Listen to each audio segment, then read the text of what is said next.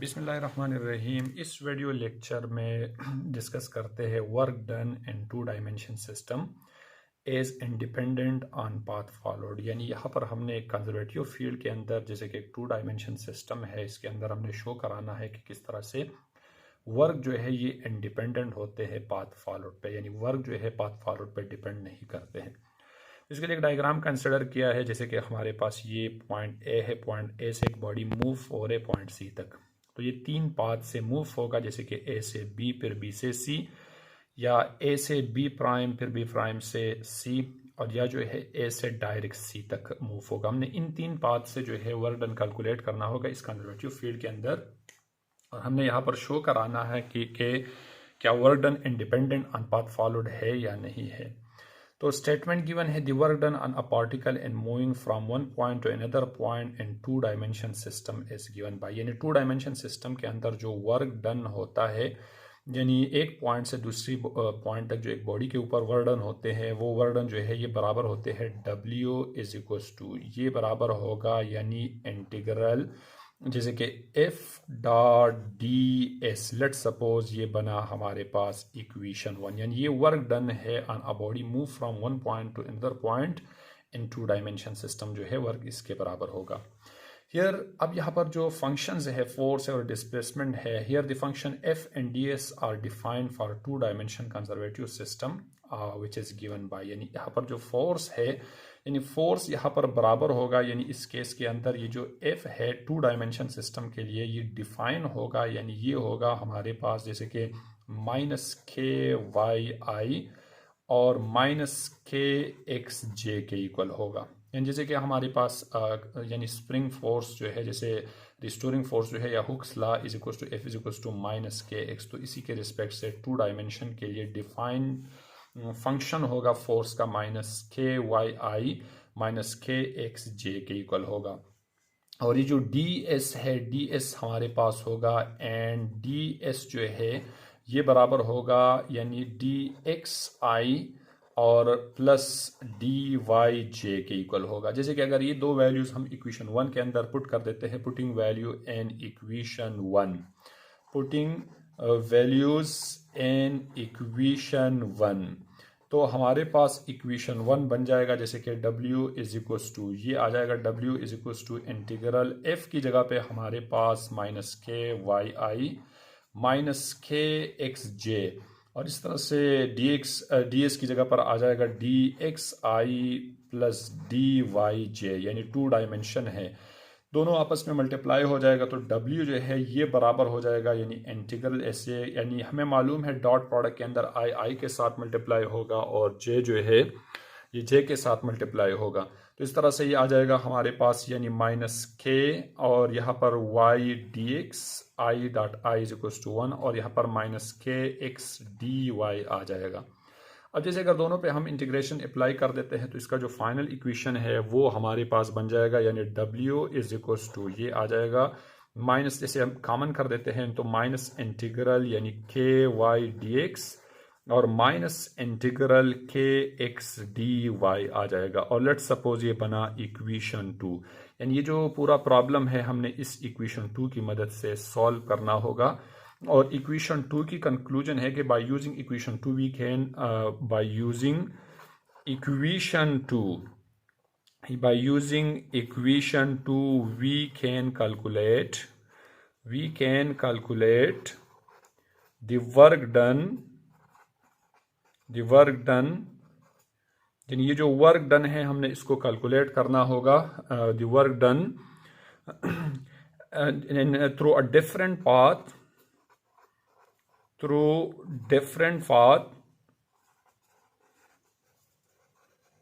इन two dimension system, यानी two dimension system के अंदर इसी की मदद से हमने वर्क डन कैलकुलेट करना होगा। तो सबसे पहले जो है हम वर्क डन कैलकुलेट करते हैं पाथ 1 के। तो अब पाथ P1 की वर्क डन कैलकुलेट करने के लिए ऐसा कर देते हैं कि लेट्स सपोज यहाँ पर हमारे पास जो वर्क डन होगा यानी ये बराबर होगा या the work done due to path P1 is given by, यानी work done due to path one is given by, यानी पाथ 1 पे हमारे पास वर्क डन बराबर होगा, यानी यहाँ पर अगर हम कंसिडर कर देते हैं, लेट्स सपोज हमारे पास ये पाथ 1 है, जैसे कि पाथ 1 में बॉडी जो है यहाँ ए से बी तक फिर बी से सी तक मूव होगा, तो यहाँ पर जो वर्क डन है इसका इक्वेशन हमारे पास बन जाएगा, यानी W1 इज इक्वल्स टू पहला जो है बॉडी यानी 1A, इसी तरह से plus 1B, so this is equation 3, ये बना हमारे पास इक्वेशन 3। यानी अब इक्वेशन 3 जो है ये यानी पाथ 1 का वर्क डन है। तो इसको कैलकुलेट करने के लिए हम ऐसा कर देते हैं कि सबसे पहले जो है हम ये जो A से B तक का डिस्टेंस है इसको कैलकुलेट कर देते हैं। तो फॉर W1A इसके लिए कंडीशन हमारे पास ये है कि लेट सपोज यानी बॉडी जो है A से B तक जा रही, तो ये जो x है ये बराबर है, यानी x बराबर होगा a के, और इस तरह से x के अंदर जो चेंज है वो नॉट इक्वल्स टू 0, यानी dx is not equals to 0 होगा, यानी dx के अंदर जो है कंटिन्यूसली चेंज आ रहे। इस तरह से अगर हम देख ले बॉडी जो है ये x एक्सिस पे जा रहे, तो y जो है ये बराबर होगा 0 के, एंड dy का जो चेंज है वो भी बराबर होगा 0 के। अब इसका जो इक्वेशन है हमारा, जैसे कि इक्वेशन था प्रीवियस जो हमारा इक्वेशन 3 बना था, यानी इक्वेशन 3 जो है हमारे पास यानी W is equals to minus k यानी के वाई डी एक्स, इस तरह से minus integral k x d y, यानी इस इक्वेशन की मदद से हमने इन वैल्यूज़ को कैलकुलेट करना होगा। अब जैसे कि अगर ये वाला वैल्यू हम यहाँ पर x को यानी अगर हम जो है dy को 0 पुट कर देते हैं तो ये सेकंड टर्म हमारा 0 हो जाएगा, अगर हम y को 0 पुट कर देते हैं तो ये फर्स्ट टर्म 0 हो जाएगा। तो इस तरह से यहाँ पर ये जो W1A है ये टोटल वर्क डन जो है यानी पॉइंट A से पॉइंट B तक हमारे पास इस 2 डायमेंशन कंजर्वेटिव सिस्टम के अंदर ये 0 होगा। इस तरह से अगर हम फॉर यानी ये जो हमने 1A फाइंड किया, फॉर W1B को कैलकुलेट करने के लिए कंडीशन हमारे पास होगा। अब पार्टिकल जो है जो बॉडी है वो B से C तक जा रहे, यानी इसमें जो है बॉडी A से B तक मूव हो रहे, और इसके अंदर जो बॉडी जो है वो B से C तक डिस्प्लेस हो रही। तो कंडीशन हमारे पास ये कि अब यहाँ पर x जो है यानी यहाँ पर A भी है B भी है, यानी x जो है ये A के इक्वल होगा, और अब यहाँ पर x के रिस्पेक्ट से चेंज नहीं आ रहे तो dx को हम 0 पुट करेंगे, और इस तरह से y जो है इस कंडीशन में यहाँ पर b के बराबर है। अब ये बॉडी जो है वर्टिकली जा रहे हैं तो यहाँ पर dy का जो चेंज है वो 0 के बराबर नहीं होगा, और सो इक्वेशन 3 जैसे कि यहाँ पर हमने सो इक्वेशन 2 कंसिडर किया था, तो यहाँ पर भी हम सो इक्वेशन 2 ये जो इक्वेशन 2 है यानी ये इक्वेशन 2 था हमारा प्रीवियस इक्वेशन 2, इसकी मदद से हम इसको सॉल्व करेंगे। तो इक्वेशन 2 जो है ये बराबर हो जाएगा यहाँ पर, यानी देखें यहाँ पर हमारे पास dx 0 है, जैसे dx अगर हम 0 पुट कर देते हैं तो फर्स्ट टर्म हमारा 0 हो जाएगा, और जैसे कि W1B जो है ये बराबर हो जाएगा, जैसे फर्स्ट टर्म हमारा 0 माइनस इंटीग्रल के अपनी जगह पर x की जगह पर a आ जाएगा, और इस तरह से ये dy अपनी जगह पर आ जाएगा। अब इसको अगर हम इंटीग्रेट कर देते हैं और बॉडी जो है वो 0 से b तक जा रहे, तो यहाँ पर लिमिट जो है इंटीग्रेशन का लिमिट 0 टेंड्स टू b होगा। तो इस तरह से इस इक्वेशन को हम यूँ भी लिख सकते हैं, माइनस k एक कांस्टेंट है और इंटीग्रल 0 टू b dy आ जाएगा। तो अभी इंटीग्रेशन इसके साथ कैंसिल हो जाएगा, और यानी अब यहाँ पर ये जो वर्क डन जो है ये आ जाएगा हमारे पास, यानी माइनस k a, यहाँ पर y और y का जो लिमिट है वो 0 से b होगा। तो इसी तरह से अगर हम इस पे ये लिमिट अप्लाई कर देते हैं तो W1 टू B ये जो वर्क डन है ये माइनस के ए B माइनस 0 आ जाएगा, यानी W1B is equals to minus के ए B के इक्वल हो गया। तो एक वैल्यू हमारे पास ये बना, यानी बॉडी जब B से C तक डिस्प्लेस हो रहा था तो इस वक्त जो हमारे पास वर्क डन बना इसके। अब सो इक्वेशन 3, तो अब इक्वेशन 3 कंसिडर कर देते हैं। इक्वेशन 3 जो है हमारे पास यानी इक्वेशन 3 जो है हमारे पास बराबर हो जाएगा W1 इज इक्वल्स टू ये बना, ये इसकी वैल्यू 0 है, और दूसरा जो है हमारे पास माइनस के ए बी के इक्वल है, तो इसको हम लिख सकते हैं W1 is equals to minus के ए बी, और लेट्स सपोज ये बना हमारे पास इक्वेशन ए, यानी इक्वेशन ए को हमने बाकी इक्वेशंस के साथ कंपेयर करना होगा। अब हम आ जाते हैं जो वर्क डन है ऑन पाथ P2 मालूम करना है, यानी पाथ P2 पे the work done work done due to P2 is given by due to, यानी जो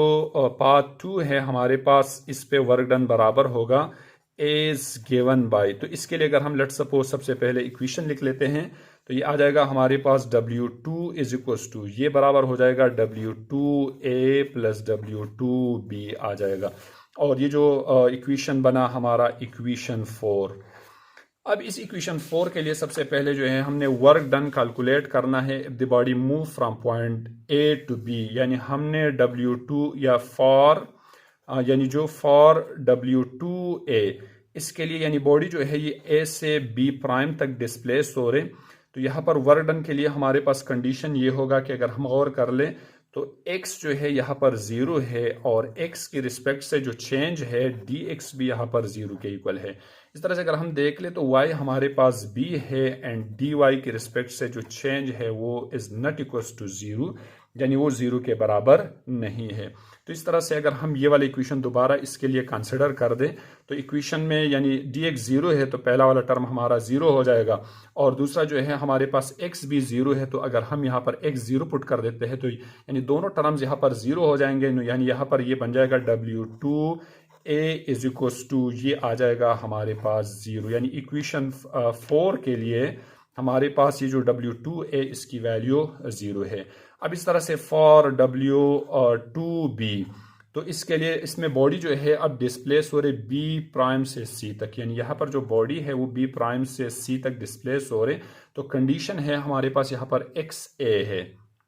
यानी x is equals to A, और अब x के रिस्पेक्ट से जो चेंज है वो नॉट इक्वल्स टू 0, यानी x के रिस्पेक्ट से चेंज हमारे पास 0 के बराबर नहीं है। इस तरह से y जो है वो b के इक्वल है, और यहाँ पर y की रिस्पेक्ट से जो चेंज है यानी ऊपर पार्टिकल नहीं जा रहे वो हमारे पास जो है वो 0 है, यानी dy इज इक्वल्स टू 0। अब जैसे कि dy हम 0 पुट कर देते हैं तो ये जो सेकंड टर्म है यहाँ पर 0 हो जाएगा, और इसी तरह से इक्वेशन 2 जो है ये बराबर हो जाएगा इस कंडीशन के लिए, यानी W2B के लिए हमारे पास ये जो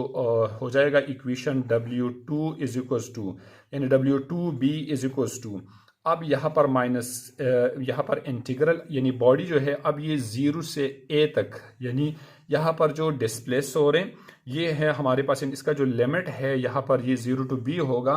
0 टू A होगा, यानी A की रिस्पेक्ट से ये डिस्प्लेस हो रहे, तो ये 0A आ जाएगा, और इसी तरह से माइनस K यहाँ पर आ जाएगा हमारे पास y की जगह पर, यहाँ y b के इक्वल है, यानी y b के इक्वल है, और dx अपनी जगह पर आ जाएगा। और जैसे इस पे अगर हम ये लिमिट अप्लाई कर देते हैं तो ये आ जाएगा हमारे पास, यानी यहाँ माइनस साइन जो है ये बाहर है, यही है, तो ये आ जाएगा हमारे पास माइनस KB, इस तरह से इंटीग्रल यहाँ पर 0 टू A B यानी dx आ जाएगा। अब ये d जो है इसके साथ कैंसिल हो जाएगा, और W2B इज इक्वल्स टू यहाँ पर आ जाएगा माइनस KB। अब इसी तरह से हमारे पास ये जो x है ये x और 0 टू A बन जाएगा। इस तरह से इस पे अगर हम ये अप्लाई कर देते हैं तो ये माइनस KB आ जाएगा, और इसको हम यूँ भी लिख सकते हैं माइनस KAB भी लिख सकते हैं, यानी ये जो इक्वेशन है तो W2B जो है ये बराबर हो जाएगा माइनस KAB, इसको हम U भी लिख सकते हैं, यानी सेम इसका ये आंसर बना। तो सो इक्वेशन 4, अब दोबारा इसके लिए इक्वेशन 4 कंसिडर कर देते हैं, तो इक्वेशन 4 जो है हमारे पास हो जाएगा, यानी 2A 0 के बराबर है, और इस तरह से 2B का जो आंसर बना, यानी सो इक्वेशन 4। अब इक्वेशन 4 जो है ये है हमारे पास W2 इज इक्वल्स टू, यानी माइनस माइनस 2, यानी ये W2 है, इसका आंसर 0 है हमारे पास, तो ये 0 आ जाएगा, और दूसरा जो है माइनस KAB आ जाएगा। तो इसको रीअरेंज करके W2 is equals to minus KAB, तो ये दूसरे वाले साइड का जो हमारे पास आंसर बना ये बना। So this is equation B, यानी पार्ट 2 असल में हमारे पास ये जो इक्वेशन बी है वो पार्ट 2 का जो है ये पार्ट 1 का वर्क डन है, और इस तरह से ये जो इक्वेशन बी बना ये हमारे पास पार्ट 2 का वर्क डन बना। अब आ जाते हैं जो थर्ड पार्ट है इसकी वर्क डन कैलकुलेट कर। अब जो वर्क डन है on body move from point A towards C, या इसके लिए हम लिख लेते हैं work done due to path 3 is given by work done due to path 3 is given by, यानी इस पे वर्क डन बराबर होगा। लेट सपोज सबसे पहले इसके लिए जो इक्वेशन है, जो हमारे पास इक्वेशन 2 बना था, वो पाथ 3 के रिस्पेक्ट से इसको रीअरेंज कर देते हैं, लिख लेते हैं। तो इक्वेशन जो है यहाँ पर बराबर हो जाएगा, यानी W3 इज इक्वल टू ये आ जाएगा माइनस इंटीग्रल। अब ये यानी यहाँ से यहाँ तक ये जो डिस्प्लेसमेंट आर है, लेट सपोज यहाँ पर इसको हम डी कंसिडर कर देते हैं, तो ये 0 to d होगा, यानी 0 पॉइंट से डायरेक्ट d यहाँ पर बन जाएगा हमारे पास के वाई डी एक्स और माइनस इंटीग्रल 0 to d, यानी यहाँ पर के एक्स डी वाई हो जाएगा। अब इस इक्वेशन की मदद से लेट सपोज जैसे कि ये बना हमारे पास, जैसे लास्ट इक्वेशन बना था इक्वेशन 4 और ये बना हमारे पास इक्वेशन 5, यानी इस इक्वेशन 5 की मदद से हमने ये जो डायरेक्ट फोर्स है इसको कैलकुलेट करना होगा इक्वेशन 5 की मदद से, डी लिमिट है। तो इसके लिए ऐसा कर देते हैं कि लेट सपोज अगर हम जो है ये ट्राइंगल कंसिडर कर देते हैं, यहाँ पर हमारे पास ये पाथ जो है ना कम्प्लीटली एक्स एक्सेस पे है ना वाई एक्सेस पे है, तो यहाँ पर हमारे पास इस डिस्प्लेसमेंट का हॉरिजॉन्टल कंपोनेंट भी है, वर्टिकल कंपोनेंट भी है, यानी दोनों कंपोनेंट्स है। तो इस कंपोनेंट्स के लिए हम ये ट्राइंगल कंसिडर कर देते हैं from triangle A B C, यानी ए बी सी ट्राइंगल के अंदर लेट सपोज अगर हम यहाँ पर जो है cos पाई अप्लाई कर देते हैं, तो cos पाई बराबर हो जाएगा, जैसे कि cos पाई बराबर हो जाएगा बेस, तो बेस यहाँ पर x है और हाइपोटेन्यूज जो है यहाँ पर r है, यानी ये बन जाएगा x is equal to r cos pi बन जाएगा। एक इक्वेशन ये बना जो हमने यहाँ पर यूज करना होगा, x की जगह पर हमने ये वाला वैल्यू रिप्लेस करना होगा। अब अगर ऊपर वाले इक्वेशन को हम डिफरेंशिएट अबव इक्वेशन, ये जो अबव इक्वेशन है ये वाला इक्वेशन है विद रिस्पेक्ट टू r, अगर इसको हम r से डिफरेंशिएट कर देते हैं तो ये dx divide by d r is equal to यहाँ पर d divide by d r into r cos pi आ जाएगा। अब ये cos पाई r के रिस्पेक्ट से ये कांस्टेंट है, तो ये cos pi into d r divide by d r हो जाएगा, ये दोनों कैंसिल हो जाएगा और dx divide by d r is equal to ये बन जाएगा cos पाई के इक्वल हो जाएगा। इट्स मीन यहाँ पर जो dx है ये बराबर हो जाएगा, यानी cos पाई डी आर के इक्वल हो जाएगा। तो इस तरह से इस इक्वेशन के लिए dx की वैल्यू हमारे पास आया cos pi into d are. Same इस तरह से अगर इस ट्राइंगल पे हम sin फाई अप्लाई कर देते हैं, तो sin फाई जो है ये बराबर होते हैं परपेंडिकुलर, यानी परपेंडिकुलर डिवाइड बाय हाइपोटेन्यूज, तो परपेंडिकुलर यहाँ पर y डिवाइड बाय r, यानी y is equal to r sin phi हो जाएगा, यानी y की वैल्यू यहाँ पर जो है r sin फाई है। इस तरह से इस इक्वेशन को अगर हम डिफरेंशिएट कर देते हैं with respect to r, differentiate above equation with respect to r, अगर इसको हम r के रिस्पेक्ट से डिफरेंशिएट कर देते हैं तो dy divide by d r is equal to d divide by d r into r sin phi. sin phi यहाँ पर कॉमन है, तो dy divide by d r is equal to ये आ जाएगा हमारे पास, जैसे कि sin फाई हमने कॉमन कर दिया और यहाँ पर D r divide by d are ये दोनों कैंसिल हो जाएगा और इसको हम लिख सकते हैं कि d y is equal to sine phi into d r आ जाएगा। तो पुटिंग वैल्यूज इन इक्वेशन, यानी जो इक्वेशन 5 है, इक्वेशन 5 के अंदर अब हम वैल्यूज रिप्लेस कर देते हैं। पुटिंग वैल्यूज इन इक्वेशन 5,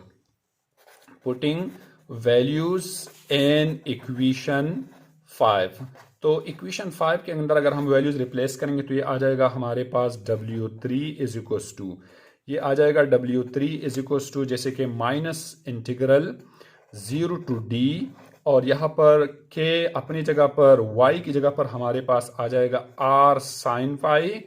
इसी तरह से r sin फाई, और dx की जगह पर आ जाएगा हमारे पास cos pi into d r आ जाएगा। और इस तरह से दूसरा जो टर्म है माइनस, यानी माइनस इंटीग्रल 0 टू d के अपने जगह पे इस तरह से यहाँ पर x की जगह पर आ जाएगा r cos फाई, और इस तरह से जो सेकंड टर्म है dy बराबर है sin फाई डी आर के इक्वल है। अब इस इक्वेशन को थोड़ा सा रीअरेंज कर देते हैं, तो W3 जो है ये बन जाएगा हमारे पास W3 इज इक्वल्स टू, जैसे कि अगर हम यहाँ से माइनस के, यानी इसको अगर हम यू लिख दें माइनस इंटीग्रल, यानी यहाँ पर 0 टू d, यहाँ पर k इस तरह से देखिए sine phi cos pi, sine pi cos pi into d r आ जाएगा, और इस तरह से माइनस इंटीग्रल 0 टू डी के, सेम यहीं पर के आर, यहाँ पर इस तरह से आर भी है, तो के आर साइन फाई, यहाँ पर cos pi into d r आ जाएगा। दोनों इक्वेशन सेम है, तो इसको हम यूँ भी लिख सकते हैं कि W3 इज इक्वल्स टू -2, और इसमें से ये के साइन पाई कॉस पाई ये कॉमन है, तो माइनस के साइन पाई कॉस पाई, इसमें से हमने कॉमन कर दिया, तो इंटीग्रल 0 टू डी आर, यानी ये 2 टाइम्स ये इक्वेशन बना हमारे पास। अब इस वाले पोर्शन को अगर हम इंटीग्रेट कर देते हैं तो ये आ जाएगा W3 is equals to -2k sine phi cos pi, ये आ जाएगा हमारे पास। जैसे कि अगर r है, r को हमने इंटीग्रेट करना है, तो अब विद रिस्पेक्ट टू अगर हम इसको r डिफरेंशिएट कर देते हैं तो r की डेरिवेटिव हमारे पास 1 हो जाएगा। जैसे कि यहाँ पर फंक्शन है, बराबर में डेरिवेटिव है, तो यहाँ पर पावर रूल अप्लाई हो जाएगा, यानी r² डिवाइड बाई 2, और यहाँ पर जो लिमिट है 0 टू d हो जाएगा, यानी W3 इज इक्वल्स टू ये आ जाएगा -2k sine phi cos phi, यहाँ पर आ जाएगा हमारे पास d² डिवाइड बाई 2 और -0² डिवाइड बाई 2, ये 0 के इक्वल हो जाएगा, तो ये 2 के साथ कैंसिल हो जाएगा, यानी W3 is equals to -k sine phi cos pi, इसी तरह से d² हो जाएगा। इस इक्वेशन को हम यूँ भी लिख सकते हैं कि W3 is equals to -k d sine pi, इस तरह से d cos पाई। अब ये जो प्रीवियस हमारे पास इक्वेशन बना है, इस इक्वेशन को थोड़ा सा रीअरेंज कर देते हैं। जैसे कि ये जो इक्वेशन है हमारे पास y is equals to r sine phi, तो देखिए y जो है यहाँ पर b के इक्वल है। लेट्स सपोज अगर y को हम जो है b कंसिडर कर देते हैं और r जो है d कंसिडर कर देते हैं और x को हम a, तो ये इक्वेशंस हमारे पास कुछ इस तरह से बन जाएंगे, यानी y is equals to b, यहाँ पर जो है r की जगह पर d साइन फाई आ जाएगा, और इस तरह से x की जगह पर जो ये वाला इक्वेशन है हमारे पास x की जगह पर a is equals to d cos pi आ जाएगा। यानी ये दो इक्वेशंस जो है हमने कंपेयर किए इन वैल्यूज़ के रिस्पेक्ट से। तो अब ये जो वैल्यूज़ है, जैसे कि डी साइन फाई जो है ये b के इक्वल है, और ये जो डी कॉस पाई है ये a के इक्वल है, तो ये वाला इक्वेशन हमारे पास बन जाएगा W3 is equals to -k, यानी b यहाँ पर b आ जाएगा और इस तरह से a आ जाएगा। By rearranging the equation W3 is equals to -k a b आ जाएगा, और लेट्स सपोज ये बना हमारे पास इक्वेशन c। अब अगर हम गौर कर दे इक्वेशन, जैसे कि एक बना था हमारे पास इक्वेशन a, यानी पाथ 1 का जो वर्क डन है, इस तरह से जो दूसरा हमारे पास इक्वेशन बना था इक्वेशन 2, ये जो पाथ 2 है इसका वर्क डन है, और इस तरह से हमारे पास ये जो थर्ड इक्वेशन बना W3, ये थर्ड पाथ जो है पाथ 3 का वर्क डन है। तो तीनों जो है सेम है, यानी इक्वेशन A बराबर है इक्वेशन B के, इस तरह से इक्वेशन B बराबर है इक्वेशन C के। तो यानी तीनों इक्वेशंस जो है ये सेम है। तो यहाँ पर हम कह सकते हैं कि यहाँ पर ये जो 2 डायमेंशन का, यानी यहाँ पर ये जो तीनों इक्वेशन सेम है, it's mean W1 is equals to W2 और इज इक्वल्स टू W3 आ जाएगा। तो इसकी कंक्लूजन होगा कि यहाँ पर तीनों इक्वेशन जब सेम है तो both these equation represent the work done independent on path followed, या जो है हमारे पास इन 2 डायमेंशन सिस्टम या 2 डायमेंशन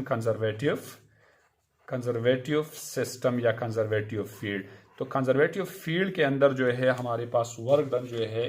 ये इंडिपेंडेंट ऑन पाथ फॉलोड होते हैं। तो ये था कॉन्सेप्ट इस टॉपिक रिलेटेड। अल्लाह हाफिज़।